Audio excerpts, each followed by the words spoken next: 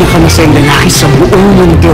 Teka lang, Carlos, pag-usapan muna natin yung sing-sing ko. Saan ba nabili ko? Medyo kasi parang luma eh. Pero laki nagbato Totoo ba to? Oo naman, hali pa sa lola ko yan. Importante nga yan sa kanya yan eh, kaya sinuot niya yun yung namatay siya. Huwag ka mag-alala, pinakulaan ko yan bago ko binigay sa'yo. Alam mo, matutuwa ang mama ko at saka si Tita Stella kapag nalaman nila na ikakasal na tayo dalawa. Of course! Masayang-masaya kami!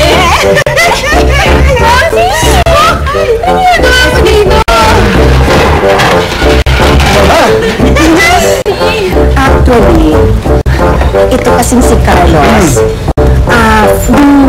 Nung sinabi niya kay Aurora na yayayain ka ng magpakasal, sinabi naman sa akin ni Aurora.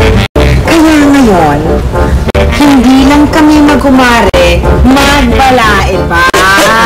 Hindi ba? Ikaw may nakikipagkalso sa akin. Ako, nasa punto ng aking buhay na halos abot kamay ko ng mga pangarap ko. Hindi ko mapapatawad ang sarili ko kapag wala pa yun sa akin eh. Gagawin mo naman ang lahat para doon sa ambisyon mo. Kahit ang kapalit ito yung relasyon natin.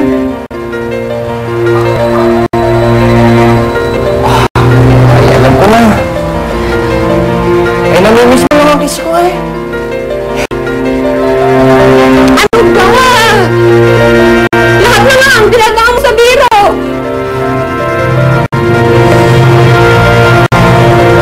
Siguro wala na ako magagawa kung ganyan talaga ang gusto mo. Kung gayon eh, siguro wala na akong dahilan para manatili pa dito sa Manila.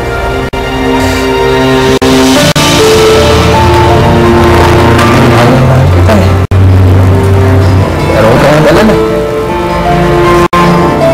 Bukas na bukas din eh, babalik na ako sa Batangas.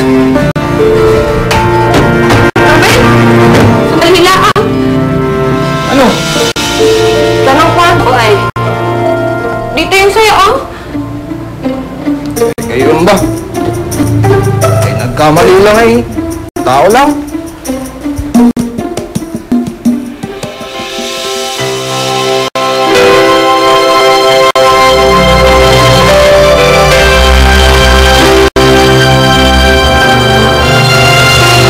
Kailan niyo balak magpakasal?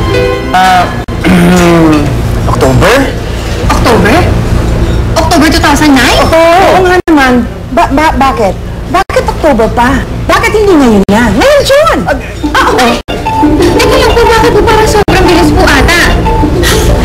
Ready ng marriage license nyo. All you need to do is sign this. At naka-reserve na rin tayo sa St. Anthony's Church. Basta ang reception gusto ko sa hotel. Of course! Nakabook na rin yun. At Iha, bukas, for your wedding gown, may appointment ka with Raho Lauren. Talaga naman. Hindi lang yun. Pati yung invitation ninyo. Eto, nakahanda na. Oo. At pati yung mga ninongs and ninangs ninyo, nakausap na rin namin. This Sunday? Ngayon linggo na yung kasal natin? Teka lang! Carlos, ano ba? Ba't nakatunga ka lang dyan? Magsalita ka! Mama! Nasaan yung pipirmahan ko? Ikaw naman, right? Alam nyo, ayan ang gusto ko sa'yo, mama eh. Ladies first. Kasi ako na agad. Ikaw na muna.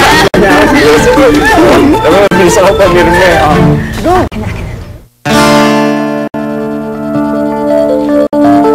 Bakit ka sumusunod mo, Joanna? Pasalamat na, gusto pa namin makipagkaibigan sa'yo. Alam mo, Joanna, tagal ko nang gustong itanong sa'yo to eh. Ano bang feeling ng isang loser tulad mo? Nice one! Hindi niyo ba ako talaga lulubayan? Uy, nagagalit na si Robocop. Robocop! Robocop! Yung loser na yan.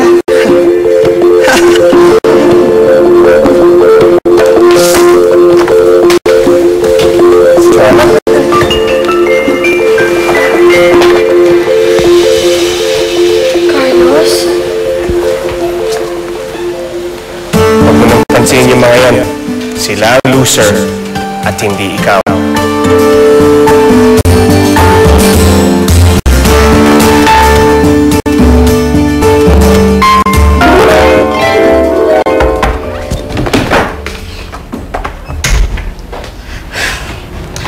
Umalis na yung kadate mo.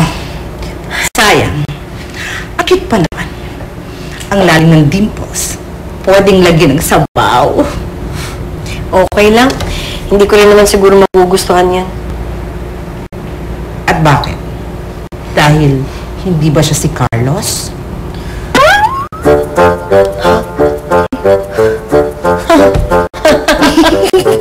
Ano sasasabi mo dyan?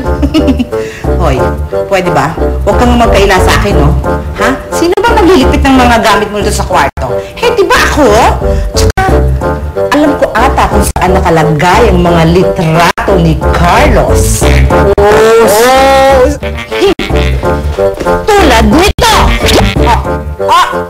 Magkakalaw. Eto pa! Nakita ko sa tapat ng inidoro mo. Akala mo, ha? Eto pa! Ay, huwag na, tama na! Kung nakakatatlo ka na eh, huwag na dito, ha? Ano to? Tignan mo.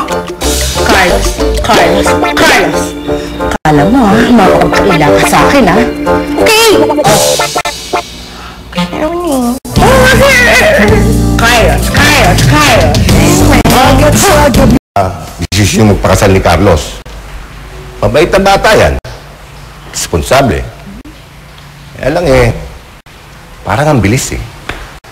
Baka naman... Anak? Po. Buntis ka? Buntis ka? Paano mo nagawa sa amin ni Mams yan? Ha? Paano? Tama naman yung pumara na ginagawa namin sa'yo, ha? Bilib din ako sa'yo, Ma'am Karen eh. Nung sinabi kong wag mo nang pakawalan si Sir Carlos, pinikot mo naman. Ano ba kayo? Papsi, ano ka ba? Hindi ako buntis. Sa katunayan nga niyan, wala naman ho talaga akong plano magpakasal. Kaya lang, si Carlos, kung paano siya nag-propose sa akin. Nakita ko agad yung sign. Sign? Anong sign? Yung white rose. Binigyan niya kasi ako ng white rose. Papsi, sabi ko kasi sa akin, kapag may lalaki nagbigay sa akin ng white rose, yun yung tadhana ko. Kaya siya yun na yun. Pag nakasal na ang mga bata, pwede na nating i-merge ang mga negosyo natin. At pag nagretiro na ako, pwede ko na rin ipasa kay Karen ang pamamahala ng Isela Stardings. At syempre, sa tulong ni Carlos, nakasisiguro ako na magtatagumpay ang business na iiwanan ko. Uy, paano mo nga pala nakumbinsi itong si Carlos na yayain na magpasal si Karen? Carlos is a good son. Wala akong sinabi dyan na hindi niya sinunod. Ang anak mo pa nga eh. Doon pa ako nagka-problema. I wasn't so sure kung magpapakasal siya kay Carlos. Ang anak ko si Karen, she is like a clay. Yung, hindi ba yung clay? Sumusunod siya ang kanyang pag-iisip sa kahit na anong sabihin ko. Sa umpisa, kung minsan, magre-reklamo. Pero after a while, sumusunod rin, bumibigay din. I see. Kaya nga, mabuti na lang. Marinig ko na nag-uusap si Emily at saka si Karen. Hindi naman ganun kadali yun eh. Siyempre, kailangan ko muna ng sign. Tsaka alam mo, yung si Carlos, tuwing nag-date kaming dalawa, palagi na lang pulang roses yung binibigay niya sa akin. Kaya, mamaya pag mag-date kami, at puting roses ang ibibigay niya sa akin, ibig sabihin para talaga kami sa isa't isa.